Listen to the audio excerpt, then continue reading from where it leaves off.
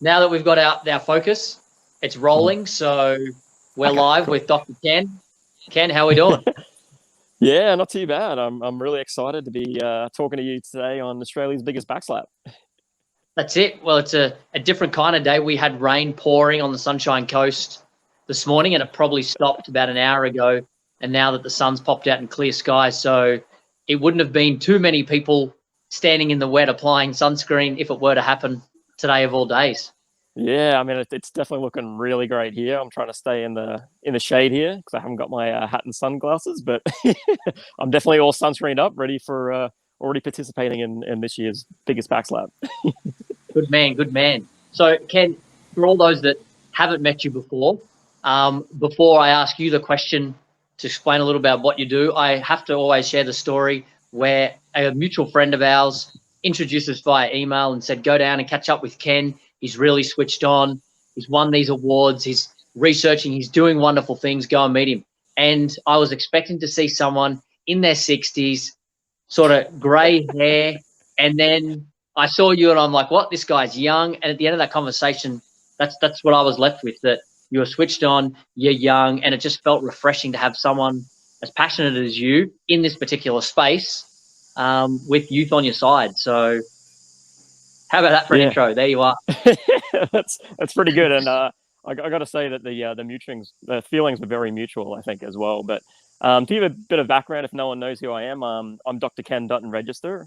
I actually am a cancer researcher. I'm still actively researching cancer. Did my PhD back in 2012, but in the last couple of years, I've been really passionate about science communication and cancer education. And I've decided to sort of put my academic research to the side for a little bit to focus on creating pop-up activations that explain complex science, but in fun ways. And so last year, we launched a cancer biology themed escape room.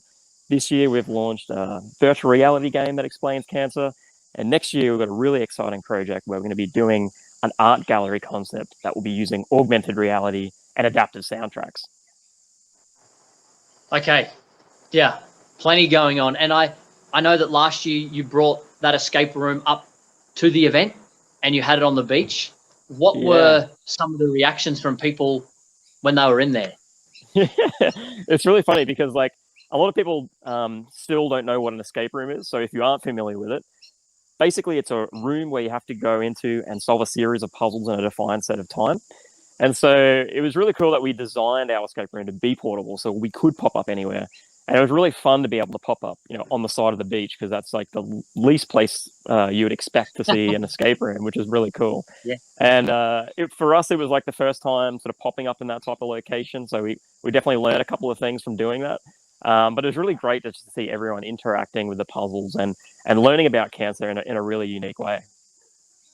And I think you've hit on it there in that I know we've got the same mindset here in that cancer is a big problem. Melanoma is a big problem, and skin cancer. And you just have to find new, creative, innovative ways to try to reach people. And yeah, when I first learned about the escape room, it's such a great idea because I know if I was younger, especially at school, I'm trying to learn about it. Cancer sort of, it's over here, and you're not really sure about how it's even created or the impact of it. So it is a great idea. Yeah, and I think that's like really what struck us when we started testing out this room. And I think one of the things that we've definitely heard from people is, particularly like cancer nonprofits, is sometimes it's hard to get that message through the younger types of generations, particularly those sort of under the age of 40. Because I think when you're in school, we sort of get exposed to these sun-safe programs, but as soon as you sort of turn 18 and become an adult and move out in the world, you're not really thinking about cancer because statistically, cancer is affecting those that are sort of age 50 and above, even though you can still get cancer when you're young. But when it comes to skin cancer, for example, it's one of those things that it's the slow accumulation over time, damage from the ultraviolet radiation from the sun that increases your risk over time. And so this is why it's really important to be really sun aware and sun safe in your early years, particularly, as you're sort of becoming into an adult. And so this is what these activations that we're creating has a really good effect, is that we're sort of like adding an entertainment sort of perspective that anyone, regardless of their interest, whether they're not even interested in cancer or science, they're coming to do the experience just because it looks like real fun. And we're adding these sort of elements of education, trying to break down those barriers between, cancer information, and really just getting them engaged to learn a bit about something while having fun, which I think is really cool. Yeah, and again, I agree with you totally in that it can be fun. At that top layer can, of course, be fun and engaging, but there is that deeper message which is getting infiltrated, if you want to say that way. That way people can learn at the same time. So I totally agree. Yeah, no, it's been really good, and it's I think like basically the traction that we're sort of getting so far, it's something that I want to lean into more, and not even just talk about skin cancer, but like broader cancers and eventually other science topics, because I think there's a lot of needing to really reinforce that we need to be investing in science, because lately the investments have sort of been stagnant here in Australia, and we're getting to this real danger zone where because we're not investing in medical research or science, we're really making it at risk for the early career researchers coming through. And so we're at a big risk of potentially losing a whole generation of scientists because there's not enough funding for them. And this is just even more crazier considering what's happening in 2020, where we've got this global pandemic, we've got COVID happening, and really, even though a lot of funds has gone into sort of understanding that, all the other type of science and research that we're doing is really beginning to suffer. So I think by having these sort of interactive and fun immersive science exhibits, I think that can hopefully introduce that message of why it's also important to invest in science, including medical research, because these are going to lead to the outcomes of hopefully curing cancers, as well as sparking a lot of economic value for Australia.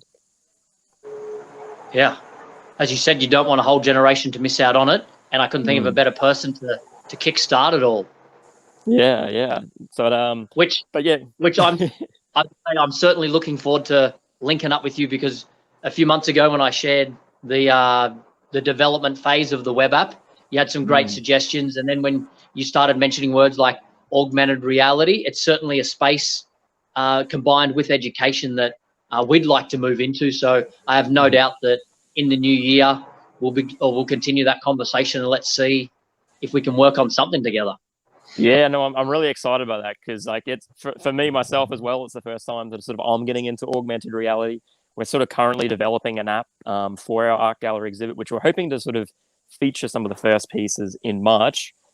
Still a little bit of a secret at the moment, but if you're curious, you can follow Excite Science at Excite Science on a variety of different socials, including TikTok. And so if you do want to find out, where you can sort of start seeing some of these artworks, definitely check that out, or our website, www.excitescience.org. But I'm really excited to see if we can potentially do a collaboration and really take both physical and digital events, make Australia's biggest Backslap 2021 even bigger than 2020. I think that it really is the way of the future that we've seen throughout this preparation this year, is that there always needs to be that physical where people can go and gather in an event. But in order to reach greater numbers and spread that message, you have to have a digital element, and that digital element can be fun, and there's really no limit to it. So combining our two heads, and I'm sure a lot of other people, you could create something pretty cool for 2021. Yeah, and I think what's even more exciting is going from Australia's biggest Backslap to potentially the global Backslap, where we can reach into other areas, because there's definitely other countries that are also at high susceptibility for skin cancer.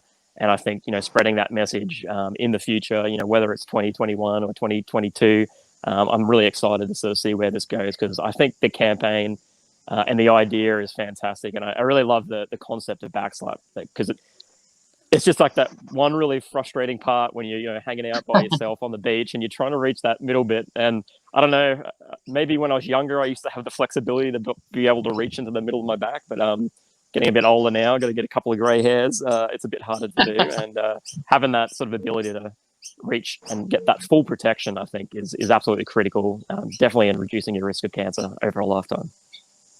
At the end of the day, it's a starting point, isn't it? We have an idea, such as your escape room, such as Backslap, and you just need to pick it and put your time into it. And it's really, you don't have no idea where it's going to grow to or what direction, or the people you'll meet, but just starting it, it's certainly been a a great journey, and all the people, including yourself, I wouldn't have met if I didn't start it. So really looking forward to the future too. Yeah, and I think it's really exciting to sort of see the momentum, like both with Backslap and Excite Science, that over time we're really building those connections. We've recently connected into the Queensland Skin Cancer Preventative Committee collaboration. I forgot the word. And so now we've got like this whole industry of universities, non-profit cancers, commercial companies like us, all sort of really in that strong mission to try and reduce cancer, so particularly skin cancer, so that we can really have an Australia where there's no one dying from skin cancers, because skin cancer in particular is one of those things that is largely preventable, and even if you do happen to get it, that most of the time it is visible in front of you. So like having regular skin checks is incredibly important, because that's the best way to reduce your risk of potentially having bad effects from getting skin cancer. So we are really in that sort of unique position with skin cancer to be able to reduce the risk pretty well. Yeah, and look, just two things what you mentioned then. One, you just realise after joining this collaboration just in Queensland alone that there's so many people and organisations who have the same end goal.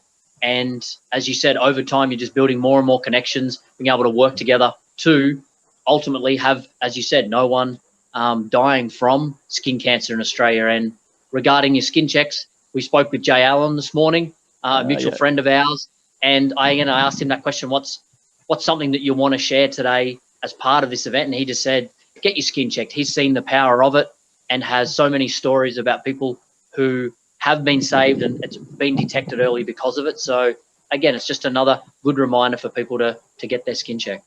Yeah, and I think it's a really important point, particularly in the basis of this pandemic.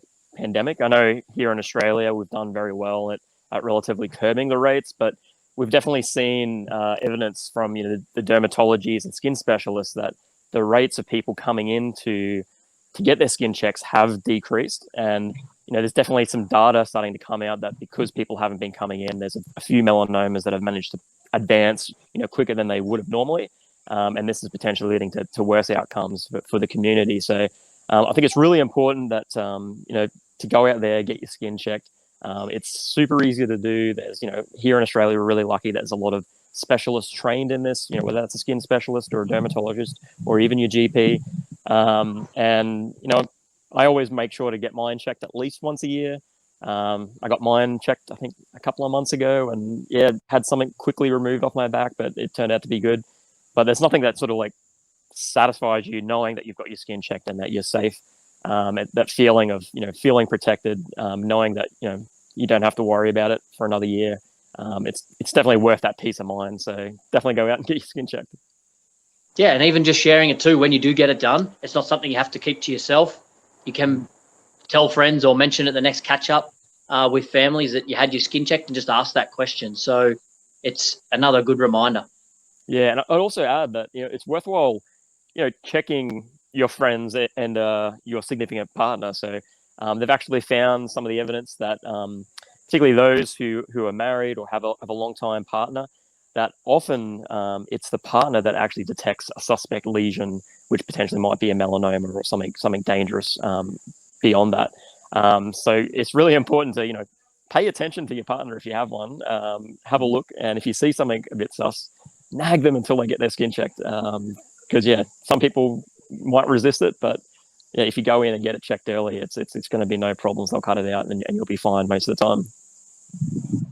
I feel like we almost need to make this a more frequent catch up, because a lot of what you said today has helped me and it's also educated me. So yeah, it's just at the end of the day, it's been a pleasure to be able to chat with you, Ken. You've got a lot of great information, a lot of cool ideas that need to be shared. And yeah, if someone is watching this today and wants to get involved in what Ken has spoken about, by all means, reach out to him. He is on every social media platform, including TikTok. Just get in contact with him. Yeah. So check out Excite Science, or just look up me, Ken Dutton-Regester.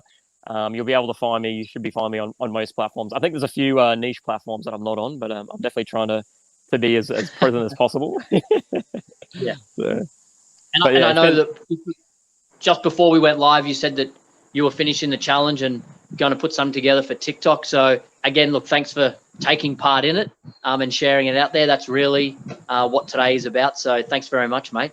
Yeah, no, it's really great. It was super quick to do, and it's just really great to be part of the 2020 edition of Australia's biggest Backslap, and really looking forward to seeing how the future goes. Yeah. Well, thanks again for your time, Ken, and no doubt catch up in the new year. Yeah, yep.